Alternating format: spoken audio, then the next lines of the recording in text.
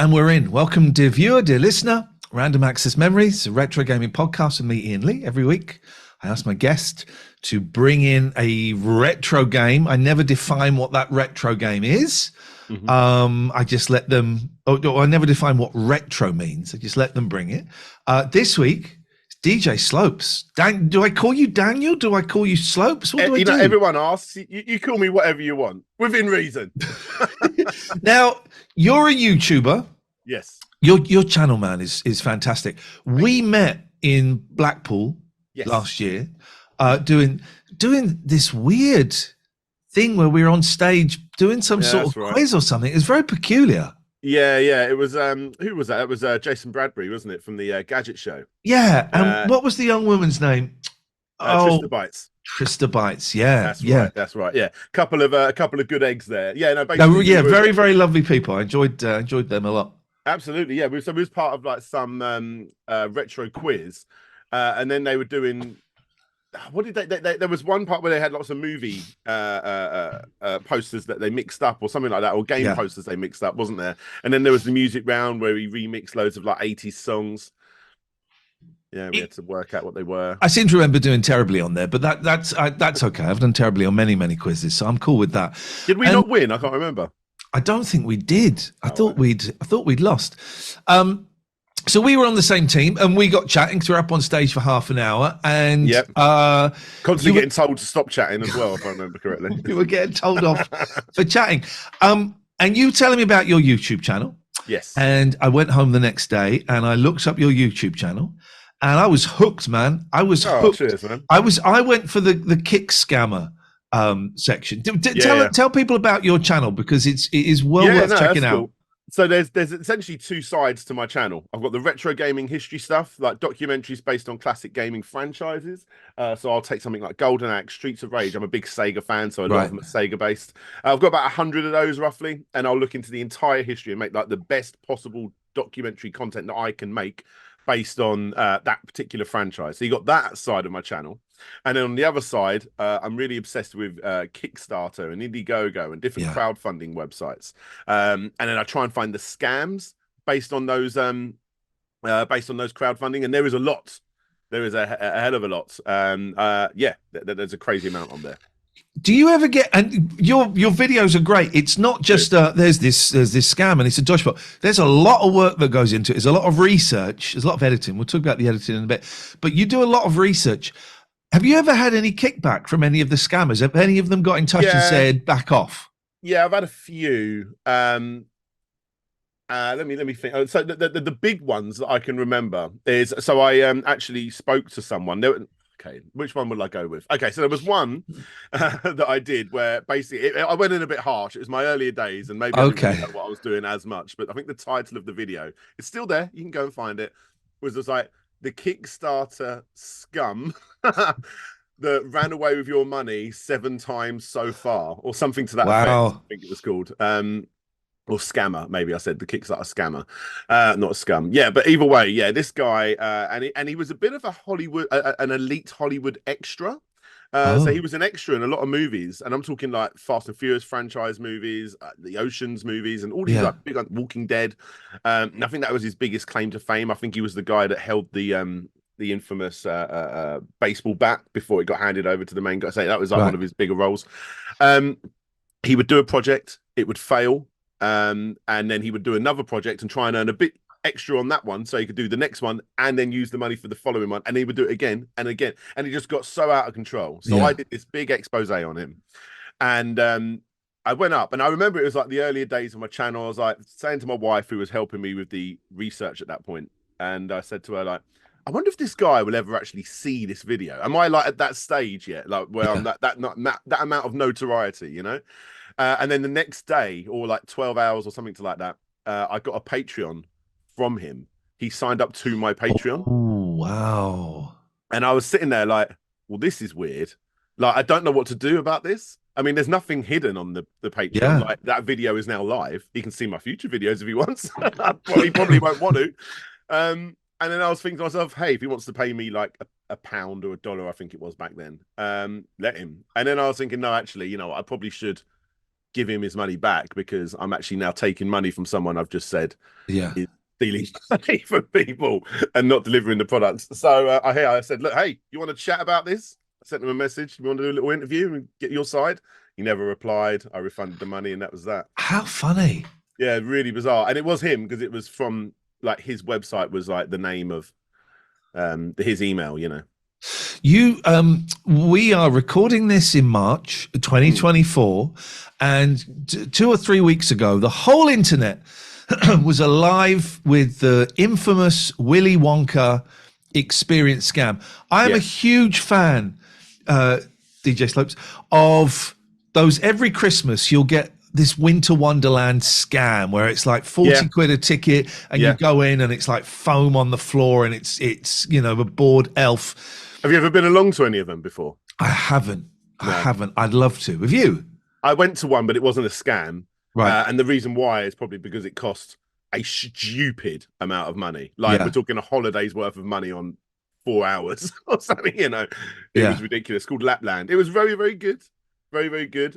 Cover your ears, children that are listening. But the amount of effort they went to make this Santa real for the kids was totally worth it.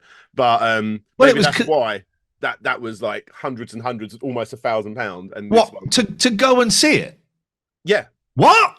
Yeah. So there's a thing called Lapland, and it costs a stupid amount of money. And we actually went in an earlier part of the year, like as in like, was it late November? I think if you went like near Christmas Day, it was stupid money. Yeah. Even more so. But then they keep getting you with the extras. It's like, do you want to get some elfish coins? Okay. I'm like, yeah, okay, which is basically old Disney funny money, you know, like the Disney bucks. The thing of those that get me is, would you like a picture? Yeah, sure. It's just £65. Can you take one with my phone? No. Oh yeah, that was all there. That was all there. But the effort they went to was next level. It was incredible. But I did have to. No, you can't have that. And I didn't want to be that guy. My kids genuinely believe we had somehow gone into a woods and been transported to the real Lapland. Yeah. So I couldn't be too Scrooge about it, but I did have to like tie the person. What, you want a £15 hot chocolate? Yeah, go and ask the elf lady. The Wonka video you've made, it was one of there were quite a few little shorter ones that were jumping on the bandwagon because clearly it was good, you know, it was in the zeitgeist. It was going to be a hit. But yours was really well researched. You were speaking to some of the people that were there. I think you spoke to both Wonkas. There was 3 Wonkas, and I spoke to 2. One didn't want to have their name attached to this contest. How fun! Well, you spoke to 2 Wonkas, but what I found really interesting was you did all the research on the dude that set it up, and you had old videos that. You'd used the Wayback Machine. You'd looked into previous companies. Into he'd written these get rich quick books. It was all AI'd. But you dug into his background. How difficult was that for you to do that? It is difficult, and a lot of pieces had to fall into place for me to be able to get it to actually all just work. Is if certain things didn't happen, a lot of it would have had to have been hearsay. Yeah. In fact, there was a section I had to take out because it got to a point, well, I read this thing on Reddit, which has now been removed, so you got to just take my word for it. I don't want to add that sort of stuff into the video. Yeah. And this one, I remember I was like, so apparently he set up this this Hilton Hotel scam in a previous life, where basically he said he had all these famous people DJing. None of these people were booked. The hotel wasn't booked. And I was like, you know what? I wonder if I could ring the hotel and just ask them straight out, has this person ever done an event with you under his name or the company's name or the charity's name, all these different things, so I can just really cover it up. Yeah. And I was like, they're probably going to just say no. They're probably not going to give me that information. They really shouldn't be giving me that information. Yeah. And they just instantly did. I was like, yes. You know, there's a lot of things like that in previous Kick Scammer videos, you don't really get that lucky. But with this one, all the pieces fell into place. I was so tired. I was up to like 5 in the morning on that video, getting it done. You got it out quick, but it didn't suffer from it. I have a friend who is an award-winning journalist, like proper. And I sent it to her and she came back and went, oh, that's good. That is awesome. Good. You know, you put the work in and it showed. And Channel 5 are making a documentary about it now. Are they? Oh, yeah. Well, there'll be a Netflix drama about it. It's fascinating. Yeah. Can I ask? and I'm wondering how I phrase this. YouTube is for kids and young people. And Oh my God, listen, yeah. you're significantly younger than me, I suspect. But compared to a lot of the other YouTubes out there that my kids watch, you know, you're a little bit older than that. How long have you been doing the YouTube, and why did you get into it? So I've been like, I reckon I've been doing it for about 8 years, something around that mark, and properly full time for about 4, maybe 5 years, something like that. Yeah, that sounds about right, because I did about 4 to 5 years of doing it as a part-time thing in the evenings, Right. you know, just as a hobby. But yeah, I mean, I'm if you ever look at one of my scripts, they're almost unreadable. Like my grammatical way I write and everything else is just horrific. And yet, if you look at that, I always wanted to get into like video game journalism and stuff like that, but I just haven't got Yeah. that set of skills. I did video editing with my video DJing. I used to be on telly on Channel 5 actually, so I got quite good at presenting in that way. And I was like, you know, I'm just going to put all these things together. You know, take what I'm not good at, but use it in a way that I can actually do something that's good, like with me being on camera. Yeah. And that's how it all came about. So do you do it all yourself? Because I know that the YouTubers my kids watch, they have massive teams. They have editors, they have help with the scripts, they have, you know, multiple cameramen. You're doing everything. Yeah, so about 600, I don't know how many videos I've got, around 600, 700 videos maybe. I reckon about 10 to 15 of them I've had help with in the maybe not that many, but yeah, I've had help with like editing or scripting. Yeah. But practically everything is mine. Like I say everything's mine. Like for instance, the Wonka video, I was speaking to a good friend of mine called Andrew, who's an admin on my Discord. He was helping me find some of the evidence on that as well. Yeah. He's, oh, look at this, what I've found, you know, and things like that did get made into the video. So yeah, I do have help in regards to, you know, people come to me with suggestions and stuff, but all the editing's mine, video recordings me. Yeah, it's 99% me. Do you find it stressful? We had Yes. on this show, I had a guy called Elliot Cole who does the Retro Futurist, a great channel. Yeah. And he was saying it's tough. He's sometimes nervous about taking a break from doing it in case he loses followers and loses viewers. Is it stressful? Oh yeah, and Elliot is a quality guy. I chatted to him for about an hour the other day on the phone. Actually, Yeah, he's a good guy. No, it is stressful. He actually gave me some advice that I need to try and find a quicker way of editing. right. Try and make a video in about 6 to 12 hours, and like the quickest video I can get out takes me 3 to 4 days. Right. And they're like full 8-12 hour days. So yeah, it's a very stressful thing, but as stressful as it is, it's like the most fun I've ever had in a job, you know. Yeah. And it's my own thing. I've created this. Yeah. So Going full time. Yeah. What was that like? Scary. Yeah, very scary, because I mean, it worked out quite lucky. I'm going to talk about money here, but I always made what I wanted to make video wise, you know, whether it be kick scammers or the video game history stuff. And I just made sure that the worst month I've ever had would be the baseline of what I would earn in my 9 to 5, which I didn't get paid a lot, but that was my aim. Yeah. Yeah, that was the idea. And we were waiting to move house, and we moved into this brand new house, and it was the day I quit my job as well. You know, do you see any changes in your future coming? Like, no, I'm definitely going to get 2 wages for the rest of my life, and then instantly quit. And then I went into this house, and I instantly uploaded the Vega Plus video, which is another one of my most popular videos ever. Yeah. In fact, I got a Kickstarter from that the other day. Here we go. I got the Vega Plus box. I just oh my God. To put into it now. This was the handheld Spectrum that was being touted.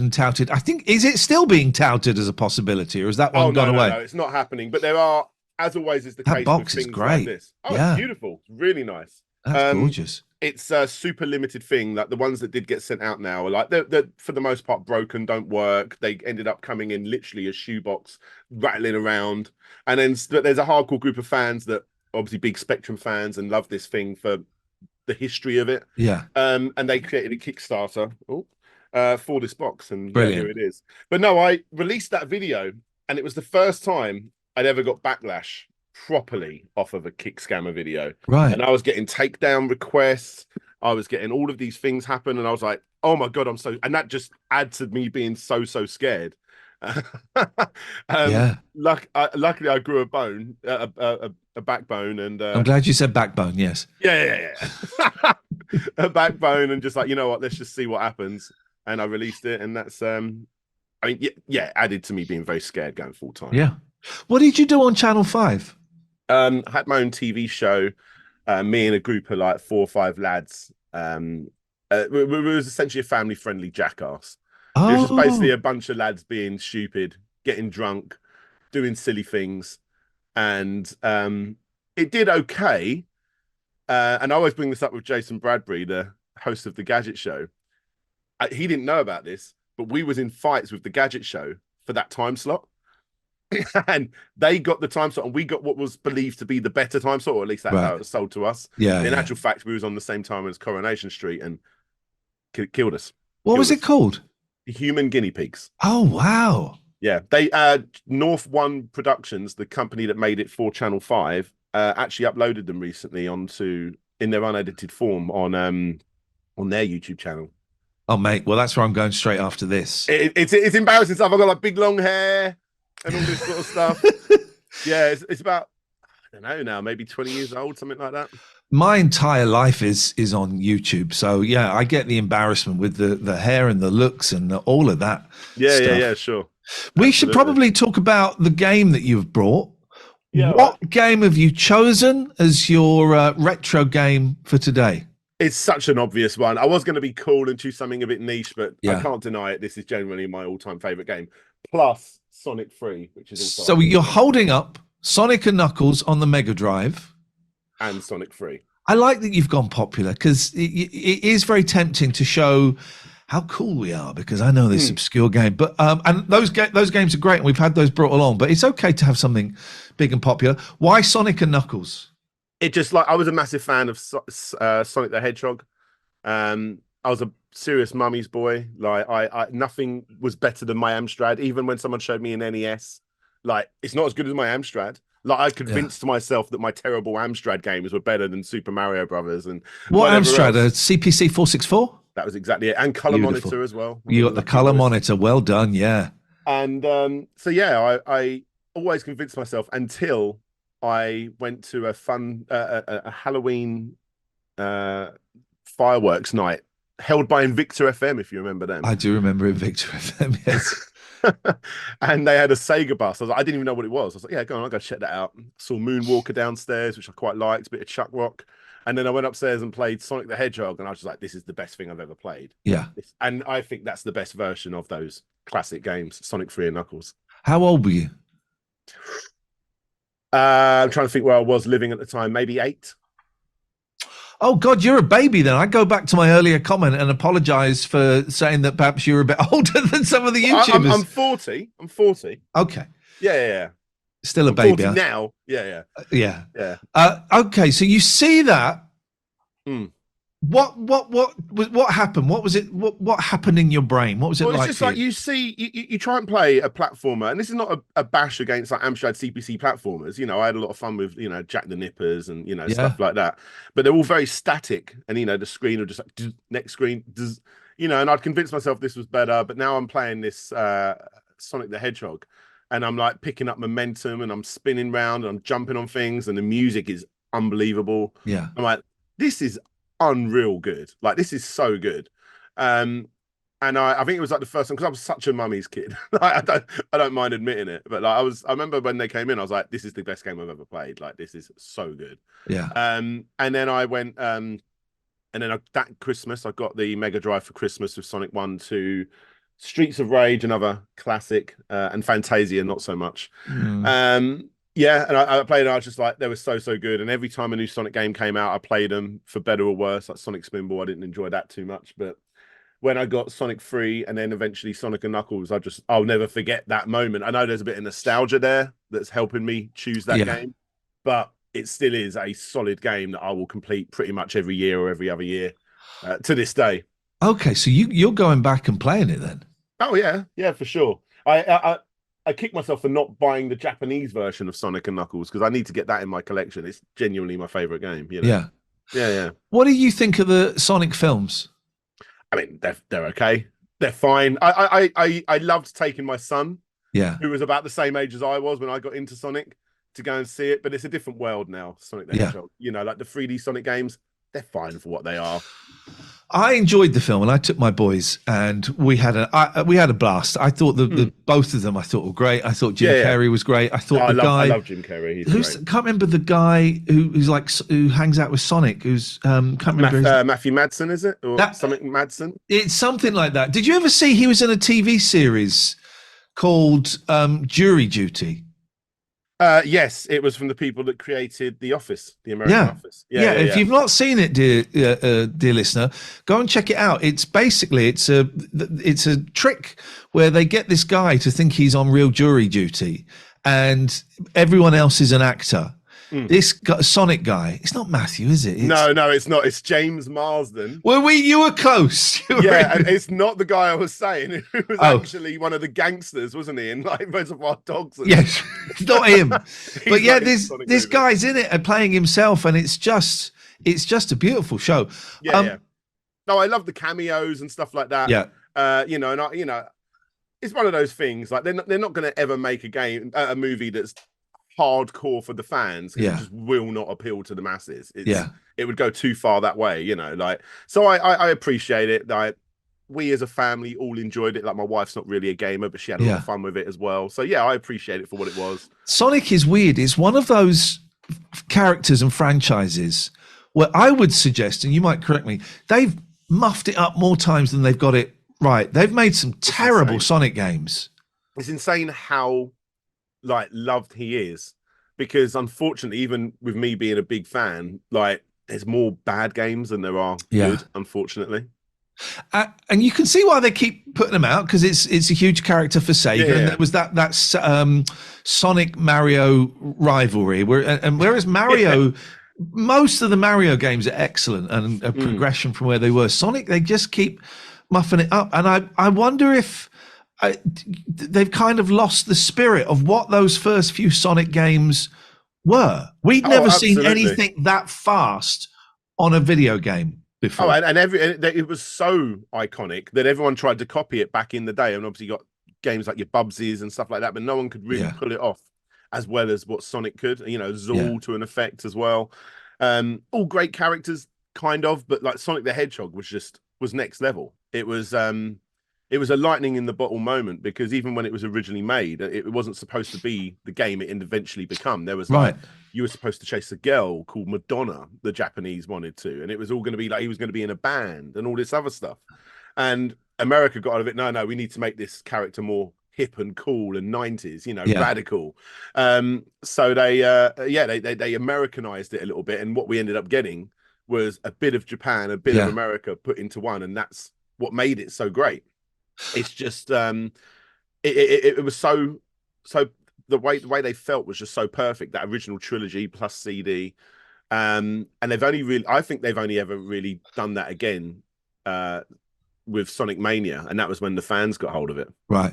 Yeah. Those early games, what is great, here's something that some retro people won't admit: some of the old games are rubbish. They either were rubbish at the time, or they don't stand the test of time. And, what we remember as being brilliant, we go back and go, oh, that's not really that good. But the early Sonic games, they totally stand the test of time. Oh, they do, yeah. You're completely right. Even super iconic games, and I'm going to get a lot of hate for saying this, but super iconic games, let's look at like the fighting series. Streets of Rage holds up.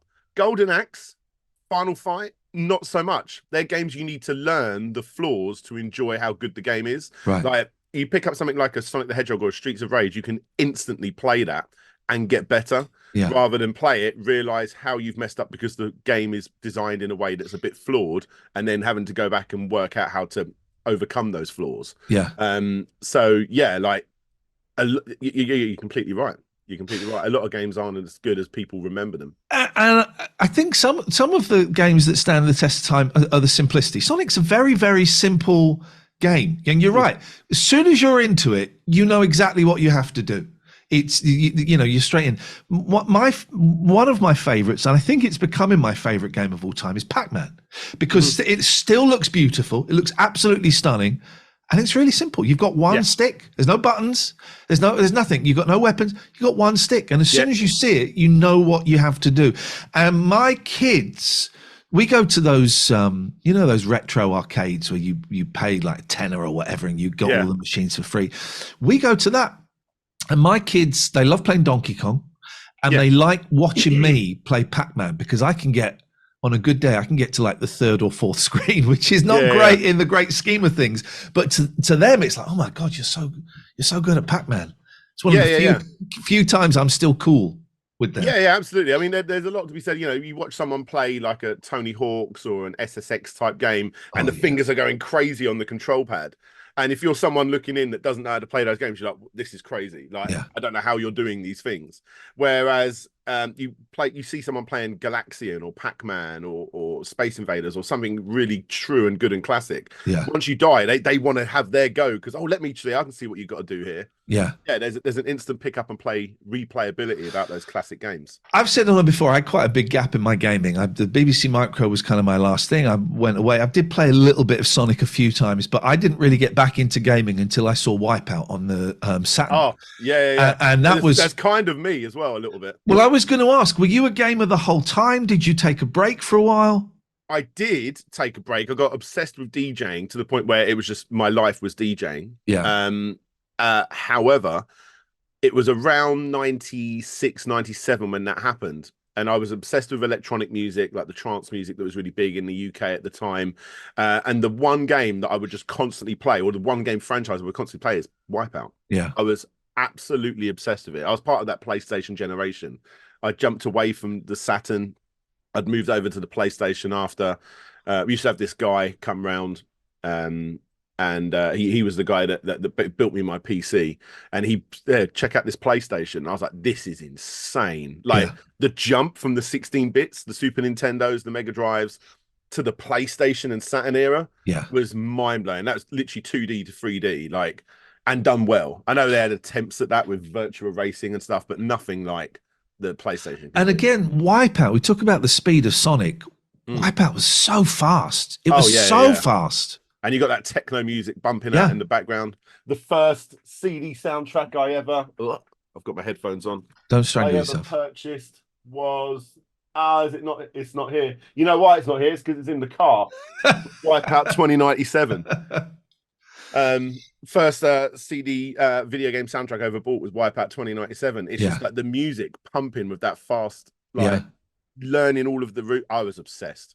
I was playing some Wipeout on my PS5 yesterday, and it's just beautiful, and it's it's one of those things. If I don't play it for a while, I'm terrible at it. But excuse me, after give me half an hour, I'm in it, man. I'm in the zone. I remember playing Wipeout so much when I finally bought a PlayStation. I spent like weeks weighing up PlayStation, Saturn, because I've always got it wrong. I was Betamax back in the day. I always picked the wrong side, and I did come down on PlayStation. But I remember playing it so much, it was burnt onto my retina, and I would close my eyes and I would see Wipeout playing in my head. Yeah. I used to, all the time. It was literally the only thing I played for about a year and a half, 2 years, except for the odd time I'd go around a friend's house and have a GoldenEye competition or whatever. Yeah. Because all my friends were Nintendo enthusiasts, and that was all they were about. But for me, it was like, PlayStation and Sega. Couldn't get enough. I can see, because we're doing this on Zoom, I can see behind you, I can see probably 500 video games behind you, something there's like quite that. a few behind there, yeah. Do you still play? I still play. It's good. I've got a son that's into more modern games, more typical, your Fortnites and your Minecrafts and stuff. But where I get sent a lot of like those classic retro games, it's similar to what your kids have got as well. Yeah. Like my son is actually really good at Pac-Man. I always get asked that question, what games are you going to introduce to your kids? I'm like, well, I'm going to let them play what they want to play, but I'll also play a bit of like Streets of Rage or, he's actually really good at Dig Dug. He's probably better than me at Dig Dug. Yeah. My boys, they're 14 and 12, and they are so into Fortnite. And what's interesting about Fortnite is they've been playing it for years, and they'll go off and play something else. For a while, Valorant was really big, which is a similar kind of thing. And Roblox a little bit, Minecraft a little bit, but they always go back to Fortnite. And it's so easy to slag Fortnite off. It's an amazing game. Yeah. And I was playing with my eldest the other day, and he invited me because he knows I'm rubbish, and he wanted to laugh at me. I'm fine with that. Fortnite is an incredible game, and there's a reason it's been so successful for so long. It's wonderfully made, and it's a lot of fun.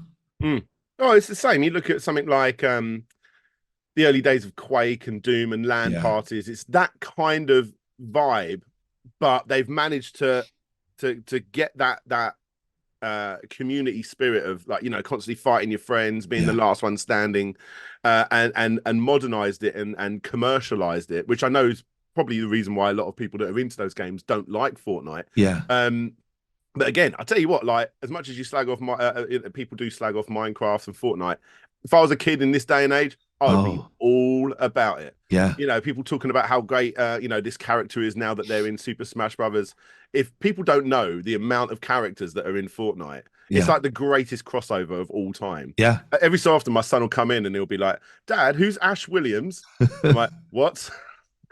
You're not, you know, you're not having Evil Dead characters, mate. No, you know. I had, "Dad, who's Eminem?"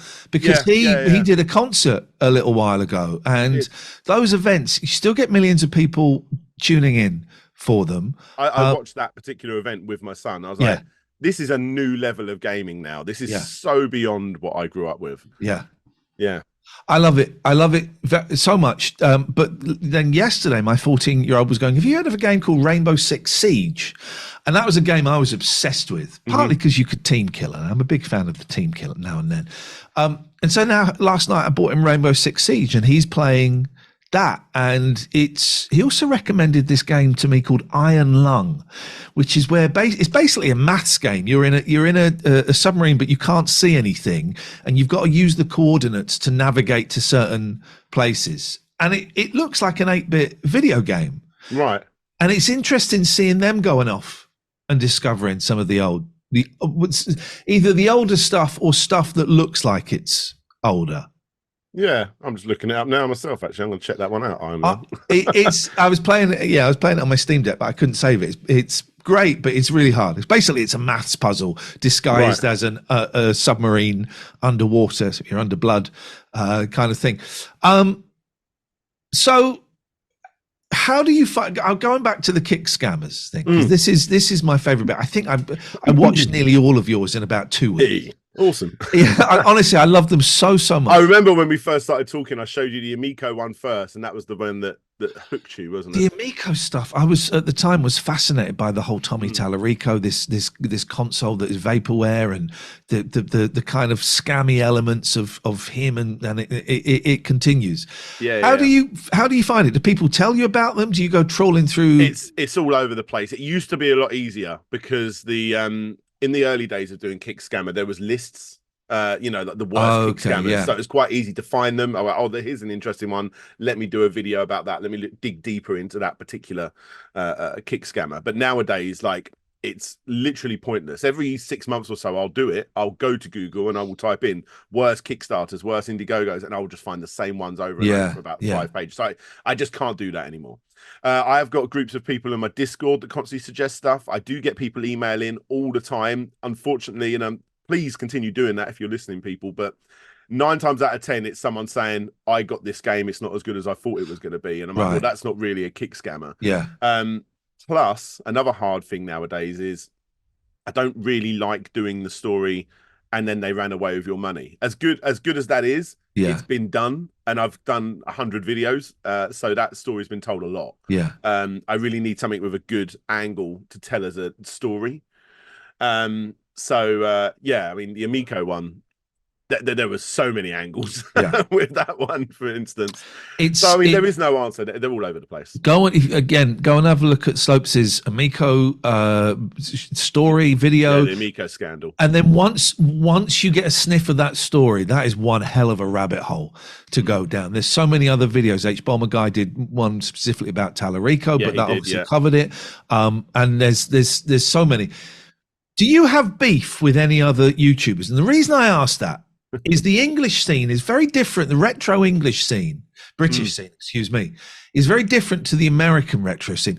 The British one seems quite supportive, with you know, there's a few a-holes in there. There always is. Yeah. Whereas the American scene is primarily based on beef. And a lot of these YouTubers will spend half the video talking about retro games and news, and the other half going, well, this guy, Steve 8-bit, no, not him, because that's actually someone called 8-bit guy. I'm not referring to him, but they will name someone and go, they've been slagging me off on their video, so I just want to set the record straight. It's a very angry world. There is a lot of it. I try my best to stay out of it, but obviously you do get sucked in from time to time. You know, I learned the hard way in the past. Being friendly with absolutely every single person, whether they're right or wrong, isn't the best way to go.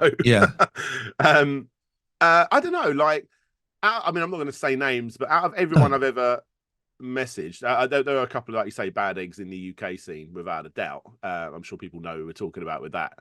But on the American scene, there's only really been 2 people at most that I've reached out to, and I've spoken to practically everyone besides Angry Video Game Nerd. I've not had the opportunity yet. But everyone else, I mean, Metal Jesus Rocks, all these people, I've either briefly spoken to these people or actually had lengthy conversations. Everyone seems cool. To me, I mean, I don't seem to have much beef with anyone, if I'm honest. I try not to. And not quickly, but coming to the end, but I want to talk about the community, because one of the great things of making stuff, podcasts, videos, Patreons, whatever it is, and I've had experience of this myself, is you kind of create a community, or a community is attracted to you. I'm guessing you have a community, you have a lot of support and encouragement from people. Oh, it's always, you know, they're the 1%. As people say in like the marketing world or whatever else, but they're the 1%, and it's insane for me. I've got, like, you know, real world friends that, you know, I've known before I got into YouTube, and you try and tell them about, oh, did you know about the ET carts in the desert, or whatever weird little history fact you go, and they're just not interested. Which is fine, they're not interested. But you go online and you put these videos out, and people are interested, and you find a community, and that's like the good side of the internet. You know, these people will come and reach you, and they're telling you stories and stuff, and then you're sharing information together. I've become stupidly more knowledgeable on the history of retro gaming and stuff like that because of the community. It's awesome. I always ask this, you can hear my washing machine in the background. That's how real this is. I always ask guests where people can find out more about them. And then I always think, well, you can just Google these days. We're some distance away from the websites. However, YouTube, we did that on a radio show. I was hosting a BBC local radio show, and I think it was an old boy, phoned up and said, can I promote this charity? I mean, yeah, sure. He said, can I give out the website? I went, yeah. And he did it was so slowly. He went HTT, and he did the whole thing like that. And I was pissing myself. And at the end, I went, could you just say that one more time for people that might have missed it? And he did it again. But you have got a lot going on. You've got the Patreon, you've got the YouTube. So give us some of the places we can go to find out more, what we need to type in. Yeah, you're absolutely right. The best place to go is just to Google. But obviously, my main home is on YouTube. Go check out Slopes Game Room. And you'll be able to find out the channel from there. I'm also starting to push a bit more now on places like TikTok. I know that's not everyone's flavor, but hey, you know, it's the Wild West over on TikTok. You can go and tell people that Doki Doki Panic is actually Super Mario Brothers, and it'll be brand new information. So I saw you doing. I was sneakily hiding in the background watching you do a live stream the other day on TikTok. I've had to delete TikTok because if Twitter is cocaine, then TikTok is crack. I could spend an hour flicking through the lives. And I was enjoying myself. People were like criticizing me, and I was making faux angry videos where I go, how dare you say that about me, unfollow me. And you know, I was having a laugh, but I found it too addictive for me. It's a dangerous place. Maybe you should get back on there, because I'm not joking, over the last week, and I don't like log into TikTok daily, but every other day or so when I go on TikTok, at the top of my TikTok it's your face saying saying follow you, or saying has followed you, or something like that. Right. Something Ian videos, I think you were called. I've got 2, but radio, Ian Lee Radio is the kind of one where I was having pretend beef. Oh yeah, you were constantly on the top, and even after following, like, I was still getting the message like, has followed you. I know he's followed me. I see it every time I go on. Like, I'm they so really sorry. like you.